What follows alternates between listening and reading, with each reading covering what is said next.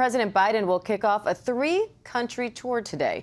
In major summits throughout Asia, the president will focus on his major foreign policy priorities: China, the war in Ukraine, and climate change. Before that, Biden will also stop in Egypt to address the United Nations Global Climate Summit, known as COP27. ABC News foreign correspondent Marcus Moore is there. Marcus, the war in Ukraine is expected to be front and center in these conversations. Europe is facing limited natural gas from Russia and spiking energy costs. So what are the president's goals on that front?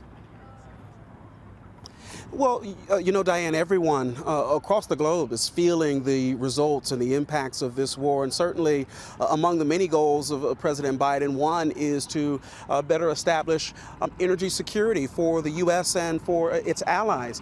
And certainly that's one of the points that he will try to make as he comes here to Egypt this week.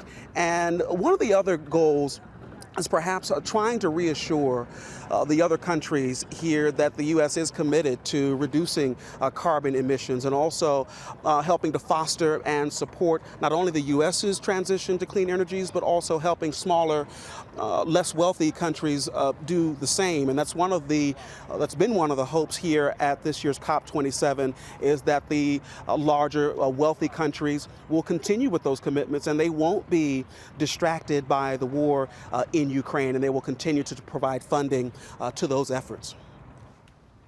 Now, at the G20 Leaders Summit in Bali, Biden is expected to meet in person with China's president for the first time since taking office. What's at stake there?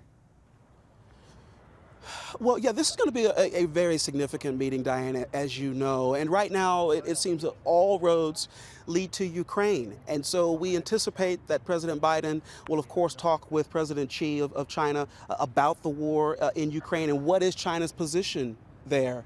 As you know, the U.S. trying to put pressure on Russia and also isolate Vladimir Putin from the world over his actions there. And so they will discuss that, as well as other geopolitical issues, including Taiwan, and in person talking about what the potential red lines are, so to speak, as the two countries deal with that issue.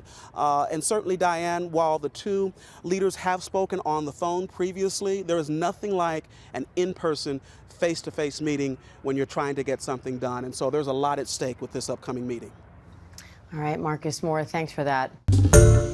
Hi, everyone. George Stephanopoulos here. Thanks for checking out the ABC News YouTube channel. If you'd like to get more videos, show highlights, and watch live event coverage, click on the right over here to subscribe to our channel. And don't forget to download the ABC News app for breaking news alerts. Thanks for watching.